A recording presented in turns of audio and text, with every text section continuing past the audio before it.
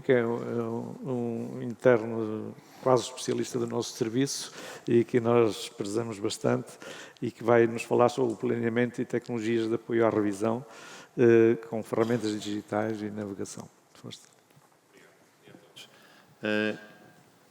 Então, eu vou focar a apresentação no planeamento e nas novas tecnologias que existem para o planeamento, mas acho que é importante não deixar de falar sobre os diagnósticos e em que devemos estar atentos. Isto porque, se pusermos o resultado de uma revisão de próstata numa forma de equação para o lado do cirurgião, é muito importante termos um diagnóstico acertado. O procedimento cirúrgico, no fundo, é o que vamos executar, mas o planeamento é no fundo, aquilo que nos propomos, como é que vamos apontar para isso com precisão.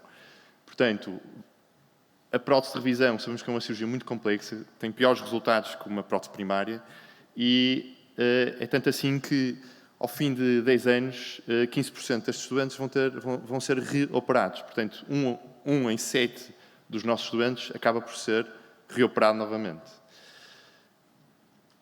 Portanto, passando os olhos rapidamente pelo registro de causas de revisão de Inglaterra, as 4 primeiras são o descolamento acético, a instabilidade, a fratura periprotésica e a infecção. Isto vai variando um bocado entre os registros nacionais, mas acabam por ser quase sempre estas 4. Só sublinhar alguns aspectos importantes. O descolamento acético, claro que tem uma clínica própria, mas queria sublinhar que o mais importante aqui é fazermos um raio-x seriado para conseguirmos identificar este problema. E a grande revolução sobre o descolamento acético tem vindo a ser os Highly Cross-Link Polys, que inverteram ou diminuíram a curva, portanto temos muito menos descolamentos acéticos do que tínhamos anteriormente. Sobre a instabilidade, o que a tecnologia nos veio dar foi, sobretudo, os componentes dupla mobilidade, que, comparando com a solução que tínhamos antes, que era, no fundo, aumentar o tamanho da cabeça, ela tem comprovado que tem tido melhores resultados, mesmo em doentes de alto risco, acaba por ter menos taxas de revisão. Queria aqui sublinhar que os registros nacionais nem sempre são a realidade, porque eles só medem os doentes que acabam por ser reoperados. E, na verdade, se depois formos pesquisar por diagnóstico aos hospitais, existem muitos doentes que acabam por ter luxações que não são reoperados. E a taxa de instabilidade é muito superior àquilo que nós estamos à espera e que lemos nos registros. Isto aqui é um estudo de 2024. O mesmo acontece nas próteses, nas fraturas periprotésicas. Aqui queria deixar a mensagem de que a grande maioria destas fraturas já tem algum sinal de descolamento, isto em séries da Mayo Clinic e do registro sueco. E aquilo que eu estava a dizer, também nos registros nacionais, eles fizeram um estudo em que foram ver, para além dos doentes que têm fratura periprotésica e que acabam numa revisão, os outros que se faz apenas uma osteossíntese. E se somarmos os dois grupos, a fratura periprotésica acaba por ser a causa mais prevalente de revisão de uma prótese de anca. Pronto, e acabamos de falar sobre a infecção, que é essencial excluirmos em todas as revisões, usando critérios específicos, como os Davis diz. Portanto, não queria deixar passar que o planeamento é importante. E nas próteses primárias, podemos ver que em Inglaterra houve 302 próteses que foram revistas apenas porque eles não viram bem os pares e não cumpriram com as regras dos pares e acabaram por ter falências, umas com umas imagens engraçadas, de tipo full moon, outras que são uma catástrofe e simplesmente porque não se confirmou os pares. Claro que, sabendo então as causas intrínsecas e extrínsecas, devemos seguir um algoritmo de decisão para fazendo a exclusão dos diagnósticos mais prováveis. E passando agora para o planeamento. À semelhança da prótese primária, o objetivo do nosso planeamento é cumprir acabar com uma prótese sem desmetria, ter um centro de rotação semelhante ao original, respeitar os offsets verticais e laterais, mas para além disso vamos ter um defeito ósseo. Portanto, começando por fazer o planeamento do acetado, devemos tentar que o nosso acetado tenha um máximo de contacto ósseo possível e depois, sobrando o espaço que temos, que sobra, devemos planear como é que vamos preencher, com enxerto, com aumento, com queijo, conforme a cobertura que tivermos. Depois, no fémur, é muito semelhante à prótese primária, mas aqui algumas regras temos que cumprir.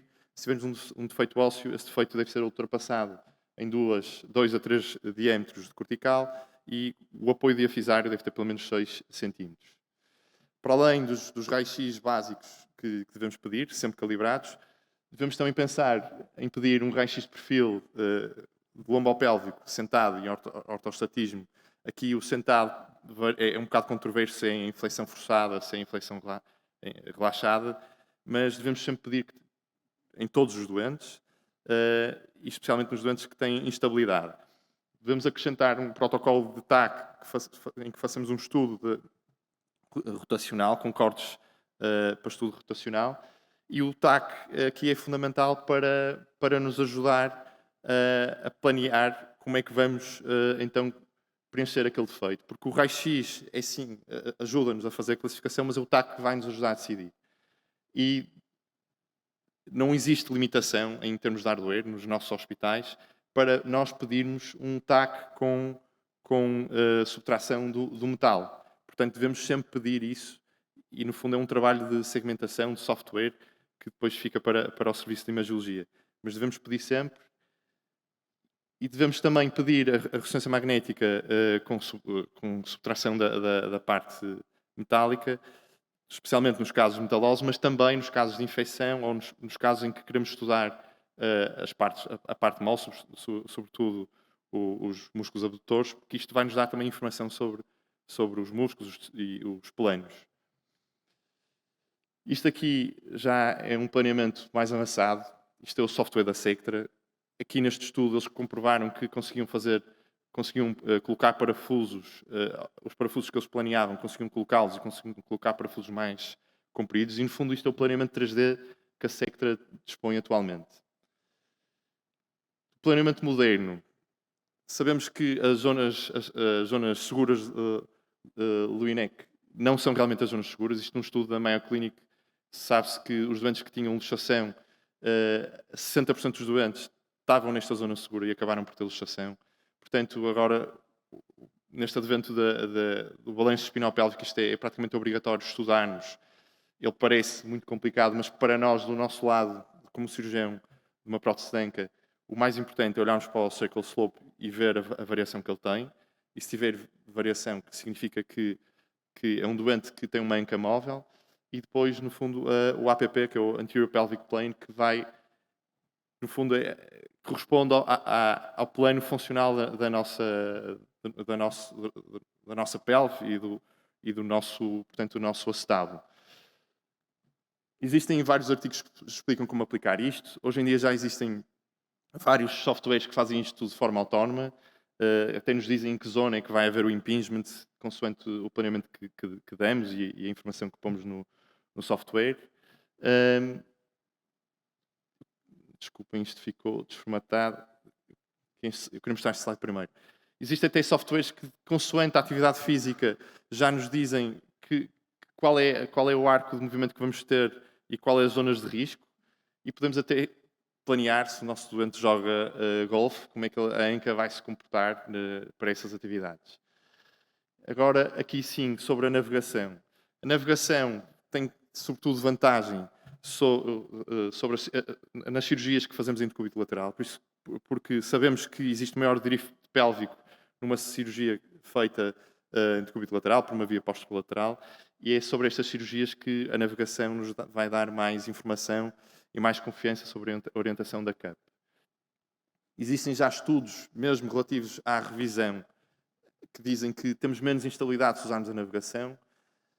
As desvantagens são, sobretudo, na parte da navegação, uma vez que ela não requer TAC prévio, se falarmos de navegação imageless, ela depende totalmente da informação que lá pomos, ou seja, dos bony landmarks que marcamos. Se nós pusermos os landmarks errados, ele vai fazer uma leitura errada, porque ele não tem uma imagem prévia para comparar. E isso acontece, sobretudo, em biótipos, em doentes mais obesos, porque Se nos pedem para marcar a espinha, as espinhas e tivermos muita camada adiposa, podemos estar a marcar uma zona errada. E relativamente às próteses primárias, já existem estudos que nos dizem que temos menor risco de revisão, mas sobre as próteses de revisão ainda não existe o mesmo. Provar que temos menos doentes reoperados.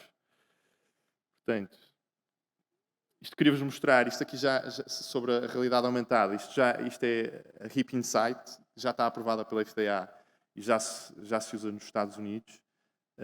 Do nosso lado europeu, temos a Enovis, que também já tem aprovação para começar a comercializar o mesmo tipo de solução com realidade aumentada a partir de óculos que o cirurgião usa. Outro aspecto importante na parte da tecnologia, hoje em dia conseguimos ter acesso a heatmaps 3D de estoque ósseo. Isto aqui é fornecido sobretudo quando fazemos um planeamento de uma prótese custom-made e é um auxiliar importante, sobretudo para identificar o osso mais forte que temos, planear as trajetórias dos parafusos e, portanto, apoiar-nos na decisão de que tipo de reconstrução que vamos fazer. E é com isto que a equipa de engenharia trabalha quando faz o planeamento. Passando para os modelos 3D. Os modelos 3D têm muitas vantagens. Eles conseguem-nos ajudar a compreender previamente à cirurgia o defeito ósseo. Mesmo interoperatoriamente, podemos utilizar estes modelos, podem ser esterilizados e nós sabemos hoje em dia que eles diminuem o tempo operatório, diminuem os trials, os tentativa e erro de construção intraoperatória. Há vários artigos que explicam como fazer isto no nosso próprio hospital, fazer isto in-house. Nós podemos recorrer a várias empresas para fazer isto. Tem aqui alguns artigos. Há artigos até a demonstrar a diferença em termos de tempo. Conseguimos poupar 44 minutos. Quando falamos de defeitos para a próstata tipo 3, temos menos tempo de internamento e conseguimos poupar até 4 a 5 mil euros, mesmo custando o próprio modelo 1000 euros. E já há também artigos que explicam como começar um pequeno laboratório de modelo 3D no nosso hospital. Agora falando do robô, mas só especificamente do braço mecânico, porque o robô traz muitas vantagens, traz também as vantagens da precisão no planeamento, mas se falarmos só do braço mecânico, as vantagens são, sobretudo, termos uma fresa única para a fresagem acetabular, conseguimos diminuir muito a fresagem medial e, portanto, conseguimos poupar osso. Estes resultados, em próteses primárias, está provado, conseguimos com melhor precisão definir o centro de rotação, offset, comprimento e pressão da cup.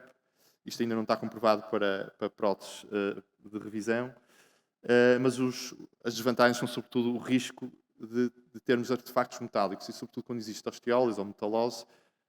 Nestes doentes, como dependemos de um TAC, havendo artefactos, as leituras que nós precisamos para definir os bone landmarks podem ser erradas, porque vai haver demasiado artefacto na imagem. Também tem as outras desvantagens que já conhecemos, do custo, a logística e a curva de aprendizagem. E queria deixar esta mensagem: a robótica não vai resolver, para já, a parte da extração complexa, as fraturas, nem vai substituir os princípios de reconstrução. E queria dar evidência a este estudo que está a decorrer em Inglaterra. É um estudo multicêntrico, o Racer Hip, que está a estudar o efeito do robô nas próteses primárias. Eles tinham previsto lançar os resultados agora em dezembro, mas em princípio sai no início do próximo ano. Queria terminar com esta mensagem: fail to prepare, prepare to fail, porque sabemos que nesta cirurgia, a revisão da prótese de anca, quanto mais vezes tentarmos, maior vai ser o risco de termos que tentar outra vez e falir novamente. Portanto, podemos acabar numa disaster plastic, como é esta imagem, que é o nosso maior medo. E terminar assim, passar a mensagem de que temos de pensar antecipadamente e prever e evitar os problemas. Obrigado.